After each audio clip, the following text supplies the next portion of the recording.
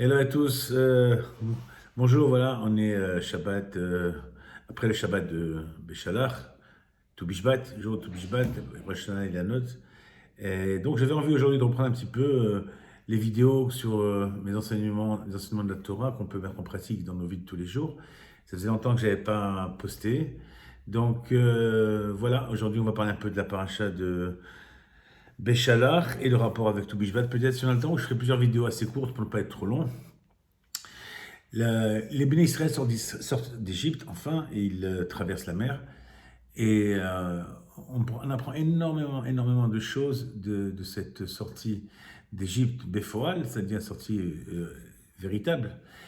On se rend compte combien les bénis Israël ont été impactés, traumatisés, on va dire, par leur séjour en Égypte, à tel point que ça va impacter leur réaction au quotidien. On va prendre juste un exemple pour comprendre ce que je veux dire. Les Bnei Israël sont sortis d'Égypte après avoir vu les miracles que Dieu a fait, les 10 plaies, dont Chazal nous disent que c'était pas pour les Bnei Israël que Dieu a fait les plaies, mais pour les Bnei Israël, pour qu'ils s'habituent un petit peu à la perception du divin, à la Shgarat Pratit.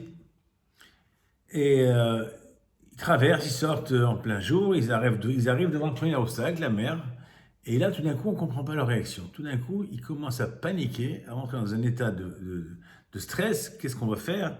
Qu'est-ce qu'on va, qu'est-ce qu'on va devenir? À tel point qu'ils disent à Moshe, ils ont dit à Moshe, Amibli, en kevarim bemitzrayim, est-ce qu'il n'y avait pas assez de tombes en Égypte pour venir nous enterrer dans le désert?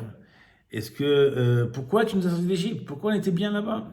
Ce qui est pire encore, c'est quoi? C'est qu'ils vont dire à Moshe Rabbeinu un truc qui est terrible. Tov lano avod et Mitzrayim. On était bien, on était content, c'était bien pour nous de servir les Égyptiens. Alors là, personne ne comprend là. C'est difficile à comprendre parce que ils viennent de passer une année. Ils ont fait l'université pendant un an. Un an, 10 mois, les plaies ont duré en Égypte. C'était vraiment, ils ont fait un théodan. Ils ont dû, un mois chaque plaie. Ils ont dû avoir de quoi passer un master en intervention divine. Et donc, ils ont vu comment Dieu a changé la mer en sang, les grenouilles, les fauves, comment ils ont été épargnés, comment simplement Dieu fait ce qu'il voulait avec la nature, la grêle. Et là, ils arrivent devant un obstacle qui, a priori, on va dire c'est sûr, mais c'est aussi difficile que de faire tomber le feu et l'eau ensemble. Et ils n'ont pas de réaction normale. Quelle réaction normale ils auraient dû aller voir? Bon, un obstacle. Après avoir passé un séjour en Égypte d'un an, de vivre les plaies au quotidien, ils auraient dû mûrir, avoir une certaine connaissance de l'intervention divine, perception, en tout cas une émouna. Et ils auraient dû dire simplement à Moshe, bon, ok, Moshe, c'est quoi l'instruction? Il y a un obstacle. Mais ça, mais pas rentrer dans un stress comme ils ont fait, à tel point qu'ils étaient incapables de réfléchir. D'ailleurs, ce que Moshe va leur dire. Moshe leur dit, calmez-vous. Altiraou, calmez-vous, calmez-vous, reprenez vos esprits, itiatsez-vous, c'est stabiliser, liot yatsiv, être stable. Tout d'un coup, ils étaient perdus, ils ne savaient plus quoi faire. Et ils sont retombés dans les travers, on va dire, humains. Il y en a qui ont décidé de se battre en disant, pas question, on ne retourne pas en Égypte. Si des gens doivent mourir, autant se battre, on va se battre et mourir les armes au poing. Il y en a d'autres qui disaient, écoute, en Égypte, non, se battre non plus, parce qu'on n'est pas capable. On n'a qu'à rentrer dans la mer et advienne que pourra. Si on doit mourir, ben on meurt. C'est une forme de suicide, on va dire. Et il y a une troisième catégorie qui ont dit, bon, écoutez, les gars, c'est bon, jusque-là, c'est bon, on a poussé le bouchon un peu trop loin. Peut-être qu'on va négocier avec Pharaon. Venez en retour, je suis sûr qu'il va nous accueillir les bras ouverts, il va nous vouloir aucun mal, on a fait juste le trajet, voilà, il nous a accordé, on rentre et on reprend. Tov, l'anneau, Mitzrayim, on est bien en Égypte. Et enfin, une quatrième catégorie qui ont dit, bon, écoutez, peut-être qu'on prie Hachem, peut-être qu'on s'adresse à Dieu qui nous sauve. Et Moshe leur a répondu un par un à chacun. Il leur a dit, pour ceux qui voulaient se battre, Hachem ilachem lachem. Reprenez vos esprits, c'est Hachem qui va vous combattre. Ceux qui voulaient prier, Hachem leur a dit, taisez-vous, Tacharishon. Okay? Ceux qui voulaient se noyer parce qu'ils avaient peur, Hachem il leur a dit, n'ayez pas peur, Altiraou. Et ceux qui pensaient qu'il fallait retourner en Égypte, se revenir des esclaves, il dit, taisez-vous, calmez-vous, attendez. Et Moshe va demander à Hachem ce qu'il en pense de ces 4 catégories. Alors je vous pose la question, qu'est-ce que vous auriez fait vous? Est-ce que vous auriez prié, battu, fui, rendu? Hachem va leur dire à Moshe, dis-leur, aucune de ces réponses n'est valable. Ma titzak elai, daber el ben Israël veisaou. Qu'est-ce que tu cries à moi? En d'autres termes, c'est le moment de prier, franchement, c'est le moment de... Il faut agir. Dis au ben Israël qu'ils avancent. Et alors là, on se pose la question. Qu'est-ce que ça veut dire ils avancent? Où ils avancent où? Dans la mer, dans le désert, où? Et souvent dans la vie d'un homme, des fois, on ne sait plus comment faire. Des fois, on est bloqué. On ne sait plus quoi faire. On voit une mer devant nous.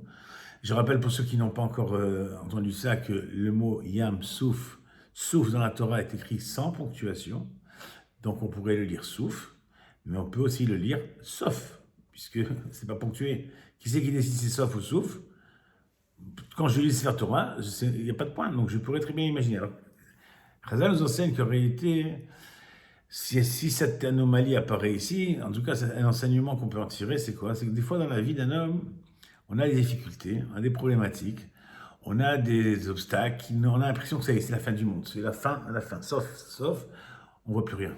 On ne sait plus quoi faire, on ne sait plus ce qu'il faut faire, demander un prêt, aller chez le médecin. Toutes les situations que vous connaissez, qui ont l'impression que ça y est, je suis fatigué, je suis épuisé, j'ai envie de laisser tomber, donc c'est la forme de suicide. Il y en a qui encore se battent un petit peu, il y en a qui prient, tout ce que vous voulez, mais pour eux, c'est fini. Ok?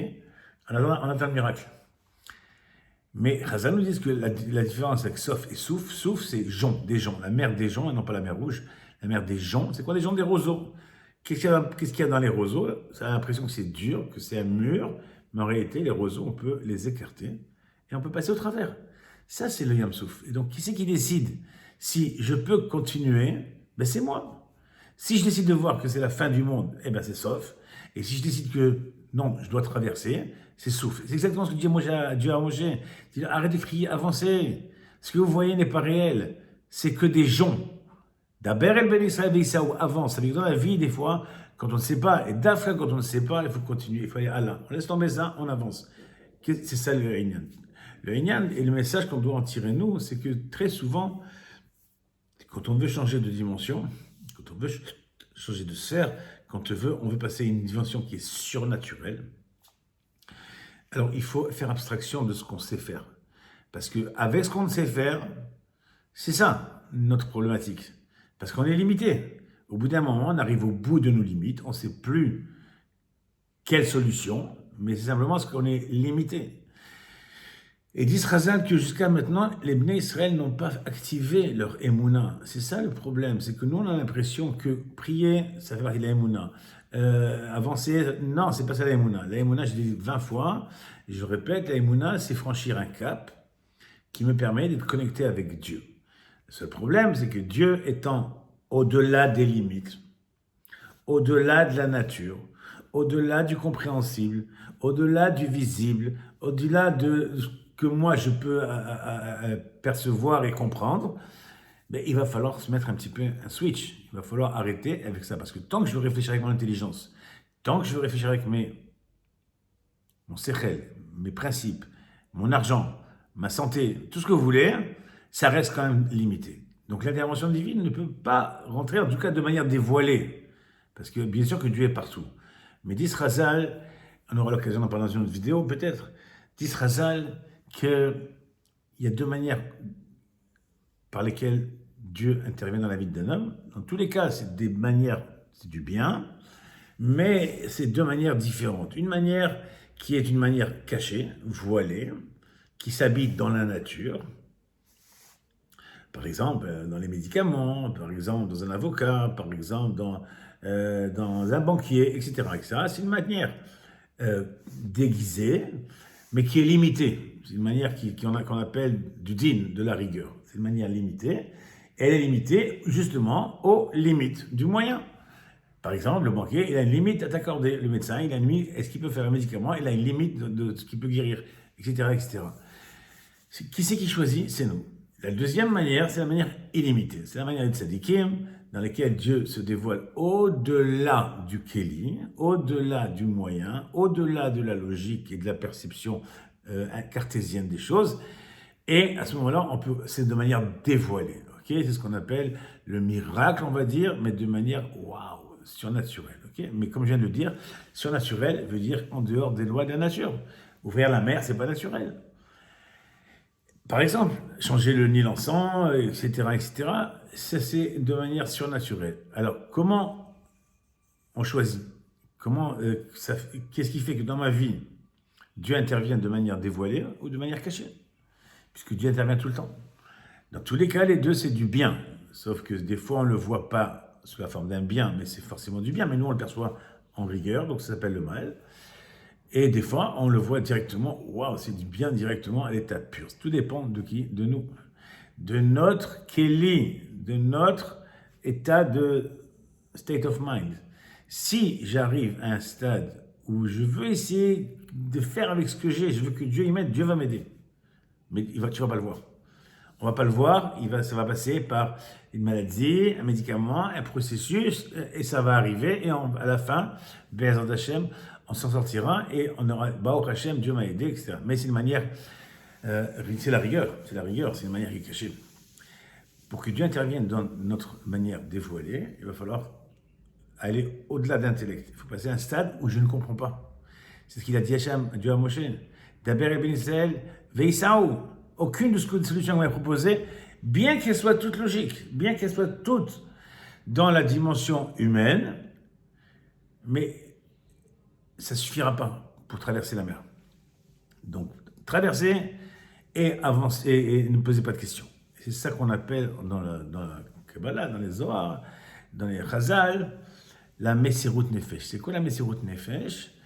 Je pense que c'est un sujet qui est très très large qu'on pourra évoquer plus tard, mais Messirut Nefesh, c'est abandonner son sechel. Sacrifier à soi, Messirut Nefesh, dire Hachem, je comprends rien, vas-y, prends les choses en main. Ça, c'est l'Aïnyan. Donc, la première chose qu'on apprend de cette paracha, c'est que si on veut aller au-delà de nos limites, il va falloir qu'on, justement, abandonne nos limites et qu'on passe au-delà. Donc, voilà, c'est un message, premier message. Je ferai des vidéos courtes, comme ça, peut-être suivez l'une derrière l'autre pour que vous puissiez intégrer chaque message, chaque idée fondamentale. Donc, prenons-le dans notre vie. Qu'est-ce qu'on fait quand on a une difficulté? Bien sûr qu'il faut prier, bien sûr qu'il faut aller voir le médecin, bien sûr qu'il faut se vacciner, bien sûr qu'il faut avoir le banquier, tout ce que vous voulez. Mais c'est un moyen, ne pas confondre le moyen. Et c'est pas le médicament qui guérit, c'est pas le banquier qui sauve, c'est Hachem. Et je suis pas capable pour l'instant d'arriver à un stade où je ne comprends pas. Alors je demande à Hachem qui m'aide, même avec ce que je peux comprendre. Donc, on va dire quelque part, c'est un effet placebo. Voilà, si vous comprenez ce que ça veut dire l'effet placebo, c'est de croire que le moyen peut me guérir. À vous compreniez que Hachem, il est derrière le médicament, derrière le vaccin, derrière le banquier, etc., etc. Alors, ça marche. Okay, mais c'est à nous de choisir. Et si on veut au contraire sortir de nos limites, eh ben, dire merci, même pour ce qu'on ne comprend pas. Bon, Hachem, je ne comprends pas. Je ne veux pas voir de mes yeux visibles. Je ne veux pas avoir de mes yeux de chair. Je veux qu'Hachem il fasse ce qu'il a à faire. Je ne veux pas l'entraver. Alors, il y a la somme d'Hachem qu'on intègre dans nos vies et que ça, je vous assure que ça aide énormément à d'abord à ne plus se poser de questions, à ne plus angoisser et à retrouver ses esprits. Comme disait Moshe au Bnei Israël, arrêtez d'avoir peur. Arrêtez d'avoir peur. La peur n'existe pas. La peur, elle est l'imagination, le fruit de l'imagination. Et taisez-vous, reprenez vos esprits, calmez-vous. Hachem prend le relais. Hachem ilachem lachem. Mais laissons-le faire. Parce que si à nouveau on met des limites, eh bien encore une fois, Hachem, on a limité Hachem. C'est ce qu'ils disent dans Chazal, c'est marqué Tenu Oz Elohim. Donnez à Hachem de la force. Pourquoi Hachem il a besoin que moi je donne de la force? Oui, parce que des fois je limite Hachem. Je lui limite l'accès à ma sphère. Et quand je lui limite l'accès à la sphère, il dit Hachem, tu m'as limité, je ne peux pas agir plus que ce que tu m'as laissé rentrer. Donc, Tenu Oz Elohim, de notre intérêt, comprenons qu'en ce jour de Tou Bishvat, de renouvellement, l'homme est comparé à un arbre des champs, c'est le renouveau des arbres. L'âme aussi, l'homme est un Etz Hasadeh, Adam Etz Hasadeh. Puisons la émouna, puisons la force d'arriver à faire ce que Dieu nous a demandé. Daber el Ben Israël, Matitzakela, et de leur arrêter de crier, arrêter de paniquer. Maïsaïda, Daber ben Israël, Veisaou, Ben Hashem, qu'on puisse arriver à bon port et voir la Géoula, Bimera, Biamenu, Amen, Ve Amen.